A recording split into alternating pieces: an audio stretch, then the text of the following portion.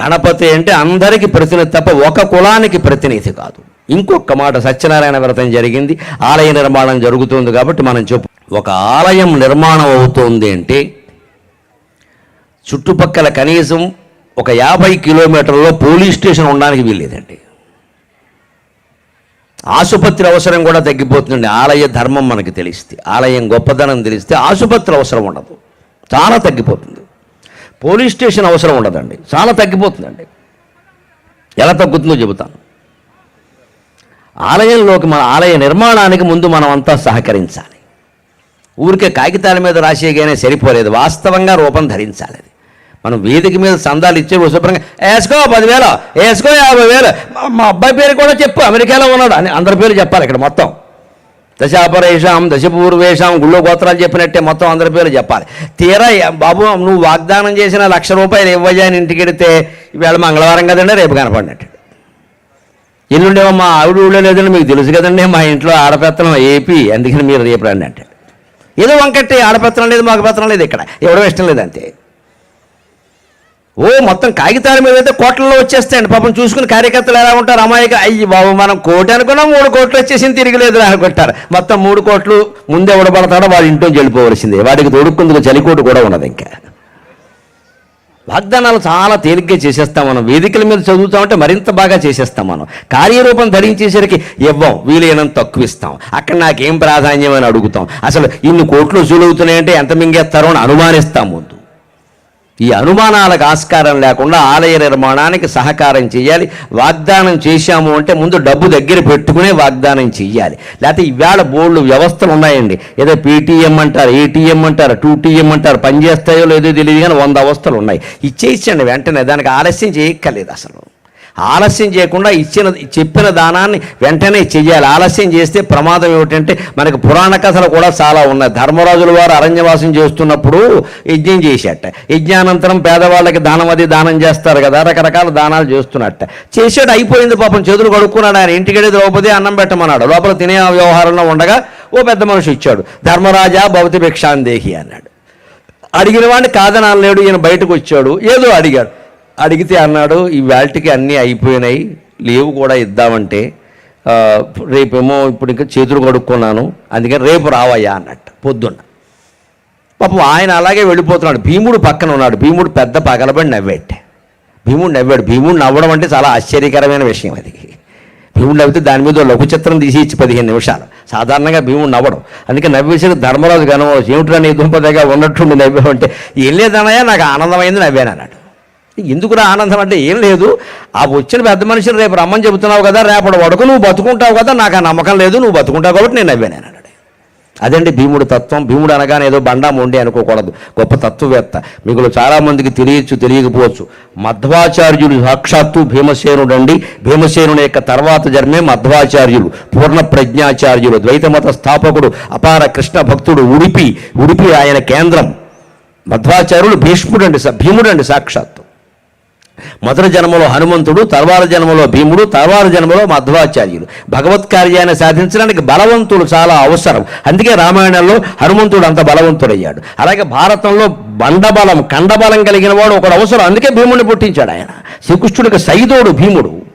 అందుకని భీముడు అంటే ఏదో మొండివాడు, బండవాడు, తిండి ఎక్కువ తింటాడు ఆ మాటలు కాదండి, ధర్మానికి కట్టుబడ్డాడు. వెంటనే అన్నట్టు, ధర్మరాజా రేపు రమ్మన్నావు కదా అన్నయ్య అంటే నీకు రేపటి వరకు బతుకుంటానని, రేపు ఆయన వస్తాడని నువ్వు ఇస్తావని నమ్మకం ఉంది. నా అన్నగారు బతుకుండమే నాకు కావాలి కదా, అందుకని నేను నవ్వానయ్యా, నాకైతే రేపటి వరకు ఉంటాలని నమ్మకం లేదన్నట్టు. వెంటనే భీముడు అంతరార్థం ఏమిటో అర్థమై లోపలికి వెళ్ళి ఉన్న వస్తువు ఏదో పట్టుకొచ్చి ఇచ్చి పంపించాడు. దానం అంటే అలా ఉండాలి. రేపురా ఎల్లుండిరా మా ఏకాదశి నాడు రా అనడం కుదరదండి, వెంటనే ఇచ్చేయాలంతే, మాట తప్పకూడదు.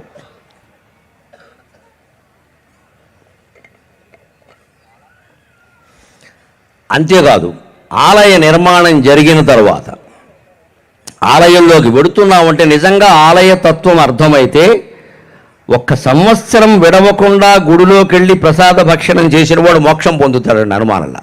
ఆలయ తత్వం అర్థమైతే. నేను కేవలం ప్రసాదం వల్లే అన్నీ జరుగుతాయని చెప్పట్ల. అలా అంటే 2 కేజీలు మింగేస్తారు నాకు తెలుసు. ప్రసాదానికి మహిమ పెట్టామంటే ప్రసాదం అయిపోతుంది, ప్రసన్నత ఉండదు. ప్రసాద గణపతి ఉంటాడు, ప్రసన్న గణపతి ఉండడం ఉంది, కానీ మహిమ ఉంది. ప్రసాదం సేవించాలి, తినకూడదు, సేవించాలి. సేవించడం వేరు, తినడం వేరు. ప్రసాదాన్ని దైవానుగ్రహం, ప్రసాదం అనే మాటకి దైవానుగ్రహం అని అర్థం. ప్రసాద రూపంలో మనం తింటున్నది పులిహోరో ఇంకోటో రవ్వలొడ్డో కాదండి, దైవానుగ్రహాన్ని సేవిస్తున్నాం. దైవానుగ్రహం తింటామంటే బాగుండదు కదా, సేవిస్తున్నాం అంటే అనుగ్రహం మన మీద ప్రసరిస్తుంది. ఎలా ప్రసరిస్తుంది? గుళ్ళో గడుతున్నాం, ప్రహారీ గోడ దాటి లోపలికి వెళ్ళాం. అక్కడ లోపలికి వెళ్ళాక మూడు ప్రదక్షిణాలు చేస్తాం. చేసి ధ్వజస్తంభానికి దూరం నుంచి నమస్కారం చేసుకుంటాం. ముట్టుకోకూడదు, ధ్వజస్తంభాన్ని దూరం నుంచే నమస్కారం చేసుకోవాలి. ధ్వజస్తంభం కనపడగానే పామేయకూడదు. అన్ని మీద ఉంటే బంగారం ఎత్తడిపోయి మొత్తం ఇనుము మిగిలింది అక్కడ. ఇదో దరిద్రం మొదలైంది ఈ మధ్యన. పెద్ద పెద్ద దేవాలు కనపడగానే పామేయడం అంతే. గుడి వెనకాల పామేస్తారు కొంతమంది, మీరు ఎత్తిని పావుకోండి ఓపుకుంటే. గర్భగుడి వెనకాల పామేస్తారు, ఎందుకంటే దేవుడు ఉన్నట్ట. పామేస్తే వాళ్ళకి ఏమిటి వస్తుందమ్మా, పామేస్తే నా నెత్తి మీద బాగుండి చెమట వస్తుందమ్మా, నా తెలివితేటలు రావు, నా బుర్రలో ఏదో ఉంది కదా, నా నెత్తి మీద మీరు పామేశారనుకో, ఇప్పుడు అసలే వెంట్రుకలు లేవు, ఇంకా మొలకలు కూడా ఉండవు. ఈయన చాలా తెలివైన వాడు, పామేద్దాం. ఏమిటండి ఆ పావడం? మనం దేవుడి విషయాన్ని కూడా ఇలాగ ఆలోచిస్తాం. మనం వెనకాల పామేసి ముందు పామేసి అది దూరం నుంచి దండం పెట్టుకోలేమా? వెనకాల పెద్ద ఆముదం జిడ్డు, గర్భగుడి వెనకాల చూసుకోండి మీరు ఖచ్చితంగా. ఎందుకంటే 1,00,000 మంది చేతులు వేశారు. ధ్వజస్తంభం అంతకంటే జిడ్డు. ఆ ధ్వజస్తంభం అక్కడ ఎందుకు, మనకి ఎందుకే గొడవ, పామేయి అంతే. ఎందుకుందేమో ఎవరికక్కల, పామేయి 3 సార్లు పామైపోయాక ఇంకోటి వచ్చాడు 30 సార్లు పామేస్తాడు. పైగా మొత్తం 5 ఎన్నిసార్లు పావాలో, వెతంతు ఎన్నిసార్లు పావాలో కూడా చెప్పేస్తాడు అవసరమైతే. లెక్కలు ఉంటాయన్నమాట. అయ్యి బాబోయ్, ఈ పాటి ధ్వజస్తంభాన్ని పావడానికి మొగుడు బతుకుండా అవసరమా, లేకపోతే పావకూడదా? ఇవేనండి చెప్పేది అజ్ఞానం అంటే. అది కాదు దాని ఉద్దేశం. ప్రహారీగాడు దోటలో లోపలికి వెళ్ళాము అంటే మన శరీరం దాటి లోపలికి వెళ్ళింది మనస్సు. అంతర్ముఖ సమారాధ్య బహిర్ముఖ సుదుర్లభ. 3 ప్రదక్షిణాలు చేశాము అంటే మొదటి ప్రదక్షిణంతో తమోగుణం వదిలేయాలి, రెండో ప్రదక్షిణంతో రజోగుణం వదిలేయాలి, మూడో ప్రదక్షిణంతో సత్వగుణం వదిలేయాలి. తమోగుణం వదిలేయడం అంటే నిద్ర, బద్ధకం, ఆలస్యం, క్రౌర్యం, హింస ఇవి మనలో ఉంటే క్రమంగా వదిలిపెట్టాలి. రెండో ప్రదక్షిణంతో రజోగుణం వదిలేయాలి. రజోగుణం అంటే మాటికి పోటీ పడ్డం, నీకేంటి పదవి ఇచ్చేది నాకు ఇవ్వద్దా, ఎంతసేపు మీ కులం వాళ్ళేనా మా కులం వాళ్ళు ఉండద్దా, ఇదే రజోగుణం. కులం మీద కూడా ప్రేమ కాదు, ఈయన మీద ప్రేమ. ఈయనకి ఇస్తే కులానికి ఇచ్చినట్టే. ఆ కులం వాళ్ళు ఎంత అమాయకులు, నీకిస్తే మాకిచ్చినట్టు ఎలా అయిందయ్యా అని కులం వాళ్ళు ఎవరు అడగలేదు. మా ఓడికి వండే కనీసం మా వాడు అని కూడా అండ విచిత్రంగా. మా ఊడు అది ఎక్కడ భాష, మా ఓడికి ఇవ్వండి. ఆ ఓడికిస్తే ఈయనకి ఇచ్చినట్టే, ఏదో ఓడాఫోన్ లాగా. ఇలా మొత్తం పదవుల కోసం కొట్టుకుంటే ఇదంతా రజోగుణం అండి. పదవుల కోసం కొట్టుకుంటే గుడిగడ్డం ఎందుకు పని లేక? అంటే రజోగుణం ఒకసారి ప్రదక్షిణం చేశాము అంటే రజోగుణం వదిలేయాలి, పోటీ పడ్డం మానేయాలి. ఇక 3వ ప్రదక్షిణం చాలా ముఖ్యమైనది, సత్వగుణం. సత్వగుణం కూడా వదిలేయమని ఎందుకు చెప్తారో, సత్వగుణం మంచిదే. ఇలా గూళ్ళు కట్టడం, ప్రవచన చెప్పడం, వినడం, మేము చేసేది మీరు చేసేది, కార్తీక మాసం దీక్షలు, ఇవన్నీ సత్వగుణమేనండి. కానీ ఇవి కూడా 2 రకాల ఇబ్బందులు పడతాయి. ఒకటి అహంకారం, 2 చాదస్తాం. అహంకారం ఏంటంటే ఉపవాసం చేసేవాళ్ళు, నియమాలతో ఉండేవాళ్ళు గమనించండి. ఎవరన్నా పక్కింటి ఆడవాళ్ళు రాగానే నేను చచ్చినా సరే కార్తీక మాసంలో పచ్చి మంచినీళ్ళు కూడా ముట్టను, ఇంత మైకు పెట్టి చెప్పక్కర్లేదమ్మా. నీ ఉపవాసానికి ఈనాడు పేపర్లో వేయరు అక్కడ. ఇదే అహంకారం అంటే. అక్కడికి నేను చాలా గొప్ప దీక్ష పాటిస్తున్నానని మా తోటికోళ్ళు పాటించట్లేదని తెలియాలి అందరికీ. ఈ వచ్చినవిడ నువ్వేనండి మా అమ్మగారు, మీరు ఉండబట్టే ఇదంతా జరుగుతూ అప్పటికి ఈవిడికి సంతృప్తి. దేనికి నీ ఉపవాసం పనిలేక. ఇది సాత్విక అహంకారం అంటారు. నేను పొద్దున్న పూజ చేస్తే కానీ బయటికి రాను, అంత నువ్వు చెప్పక్కల, ఎవడు అడగలేదు నేను ఆ విషయం. నువ్వు బయట కూడా పూజలు చేసుకో, పూజ గదిలో కూడా బయటికి వెళ్ళి ఎవడో వద్దాం లేదు. ఇది బయటికి చెప్పాల్సిన పని లేదండి. అహంకారం అంటే ఇదే. గుళ్ళన్నీ నేనే గట్టా, ఊరంతా నేనే గట్టా, నేను రాకముందు శ్మశానం ఉండేది, నువ్వు వచ్చాక మహాశ్మశానం అయింది. ఇక్కడ చెప్పక్కర్లేదు ఇవన్నీ. ఒక్కడు తలుచుకుంటే గుడి అవ్వదండి, కొన్ని వేల మంది తలుచుకుంటే అవుతుంది, కొన్ని లక్షలు ఇస్తే అవుతుంది, మామూలుగా అవుతుందండి. ఒకరు కట్టామని ఎలా చెబుతారండి? ఏదో సంస్థ ఉండాలి, 10 మంది లేకపోతే నడవదు కదా, అందుకని కార్యకర్తలు పెడతారు. అందరూ అనుకోకపోతే అయిందా? ఈ పాటి నా ప్రవచనమే నేను ఒక్కడనే అనుకుంటే అవ్వదండి. దేవుడు ఇక్కడ ఏర్పాటు లేదా, మైకు లేదా, రికార్డింగ్ లేదా, పెద్దలు రాలేదా, ఈ ఏర్పాటు లేకుండా చెప్పేస్తామా? నా ఇంటూ నేను చెప్పేసుకుంటే అయిపోతుందా? ఈ పాటి దానికే, నా ఒక్కడి మీద ఆధారపడిన దానికే ఇంత ఏర్పాటు అవసరమైంది కదా. కొన్ని కోట్ల రూపాయల మీద కార్యకర్తల మీద ఆధారపడినటువంటి గుడి 4 సహకారం లేకుండా ఎలా జరుగుతుంది? అందుకని మన ఎవరికి అహంకారాలు పనికిరావు సత్వగుణంలో. అలాగే చేదస్థంలోకి వెళ్ళిపోతుంది. కొంతమంది ఉంటారు చూడండి, గుళ్ళోకి వెడతారు, బాగానే ఉంది, పొరపాటున ఏదైనా ఒక్కరోజు వెళ్ళలేకపోతే కార్తీక మాసం అంతా గుళ్ళోకి వెళ్ళాలని నిబంధన పెట్టుకుంటాడు, ఒక్కరోజు వెళ్ళలేదనుకోండి బుర్రపాడైపోతుంది. వెళ్ళనందుకు కాదు, వెళ్ళనందులో పావు గంటే వృధా అయింది పోని. ఆ తర్వాత 23 గంటల 45 నిమిషాలు కూడా ఈ రోజు గుళ్ళోకి వెళ్ళా, ఈ రోజు గుళ్ళోకి వెళ్ళా, ఏమవుతుందో వీడి ఖచ్చితంగా ఏదో ఒకటి అవుతుంది. ఎందుకంటే ఈ బెంగ వల్ల అవుతుంది, దేవుడి వల్ల అవ్వదు, ఈ బెంగ వల్ల అవుతుంది. రోజు చేసి ఆ పని చేయలేకపోవడం వల్ల కొంపలు అంటుకున్నాయి. అంటే గుళ్ళో దేవుడు కూడా కూర్చుని ఆయన వచ్చారా లేదా అని ఆశ వేసుకుంటాడని నాకు అర్థం కాదు. హెడ్ మాస్టర్ లాగా చంపేస్తా గుళ్ళోకి రాకపోతే అంటాడా, అంటే దేవుడు అవుతాడా? ఇదే చేదస్థం. సత్వగుణం పెరిగితే అహంకారం, చేదస్థం ఉంటాయి. అంటే 3వ ప్రదక్షిణంతో సత్వగుణాన్ని కూడా వదిలిపెట్టి గుణాతీతంగా ఎదగాలి మనకి లెక్క ఖచ్చితంగా. ఆ తర్వాత వచ్చి ధ్వజస్తంభానికి దూరం నుంచి దండం పెట్టుకోవడం. ధ్వజస్తంభం అంటే కేవలం మామూలు చెక్కమొక్క కాదండి, మీరు ఆలోచించండి. ఏకాండిగా ఉంటుంది ధ్వజస్తంభం, ఒకే చెట్టు కొయ్య తెస్తారండి, మళ్ళీ అతుకులు పెట్టడాలును స్క్రూలు పెట్టడాలు ఉండదండి అక్కడ. ఆ ఏకాండి ధ్వజస్తంభం దేనికి ప్రత్యేక అంటే మన శరీరంలో వెనకాల ఉండే వెన్నెముకకి ప్రత్యేక. వెన్నెముక కింది నుంచి పైకి ఒక్కటే ఉంటుంది ఖచ్చితంగా. ఈ పృష్ఠ భాగం నుంచి సరిగ్గా ఈ మెడ వెనుక భాగం వరకు ఒక్కటేనండి. దాంట్లో మళ్ళీ అతుకులు, స్టంట్లు, ఫంట్లు ఉండవండి. అక్కడ ఉంటే నిలబడదండి. వెన్నుపూస దెబ్బతింది అంటే మొత్తం జీవితం పోయినట్టే లెక్క. సంతానం కలక్కపోవడం ఒకటే కాదండి, జీవితమే పోయినట్టు లెక్క. మొత్తం మన శరీరంలో ఉండే 72,000 నాడులకి సంకేతాలన్నీ వెన్నుపూస నుంచి అందుతాయి. టీబీ మెనాంజైటిస్ వచ్చిందంటే అది వెళ్ళిపోయినట్టే లెక్క. వెన్నుపూస దెబ్బతిన్నాడు, ఇంకా సంకేతాలు అందవు. తర్వాత పక్షవాతం రావచ్చు, ఇంకేదైనా రావచ్చు. ఇంకా అది వెన్నుపూస అంత ముఖ్యం. అలాగే గుళ్ళో ధ్వజస్తంభం అంత ముఖ్యం. గమనించండి, మన శరీరంలో వెన్నుపూస హృదయానికి పంటే పైన కూడా ఉంటుంది. హృదయం ఎక్కడ ఉంది కదా, కానీ వెన్నుపూస పై వరకు ఉంటుంది. సరిగ్గా గుళ్ళో ధ్వజస్తంభం కూడా గర్భగుళ్ళో ఉండే గణపతిని, శివుణ్ణి మించి ఎత్తుగా ఉంటుంది ఖచ్చితంగా. అంటే ధ్వజస్తంభం మన వెన్నెముక. అక్కడికి వెళ్ళి ఇంటి దగ్గరికి వెళ్ళి నువ్వు షట్చక్ర సంచారం, మూలాధార చక్రం, స్వాధిష్టాన చక్రం, యోగాభ్యాసం, పతంజలి యోగశాస్త్రంలో చెప్పినట్టుగా యోగాభ్యాసం చేయాలి. అందుకోసం ధ్వజస్తంభం పెట్టారు అక్కడ.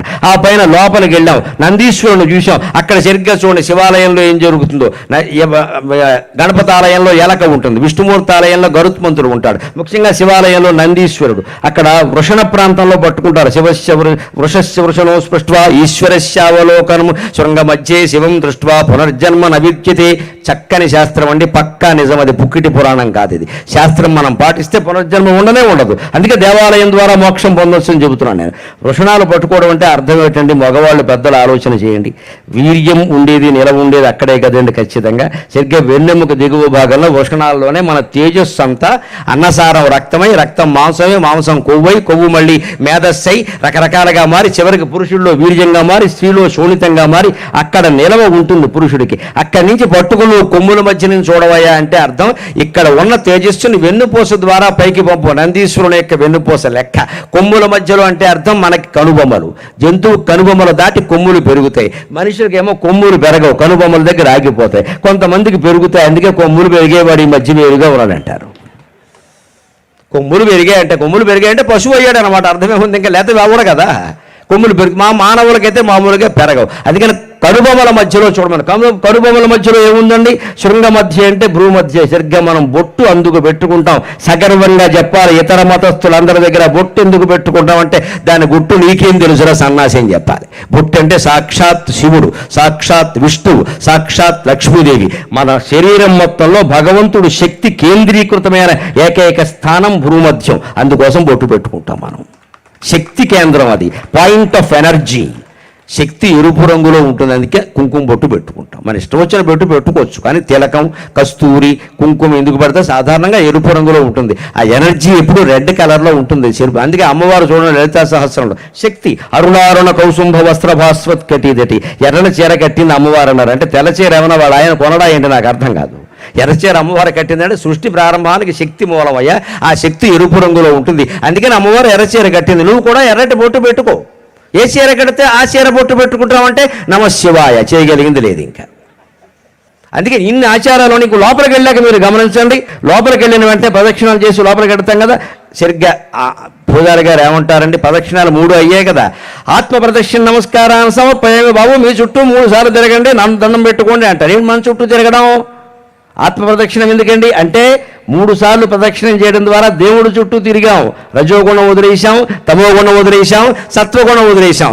అప్పుడు ఏం చేయాలి? ఆత్మ ప్రదక్షిణ చేయడంటే నీ చుట్టూ నువ్వు తిరగమంటే నువ్వెవరు నేనెవరని ఆలోచించవయ్యా, ఇంటికి వెళ్ళి అని చెబుతున్నాడు దేవుడు. అది మన చుట్టూ మనం తిరగడం అంటే ఇంటికి వెళ్ళి గిరగిర తిరిగామనుకో కళ్ళు తిరిగి కింద పడతావు.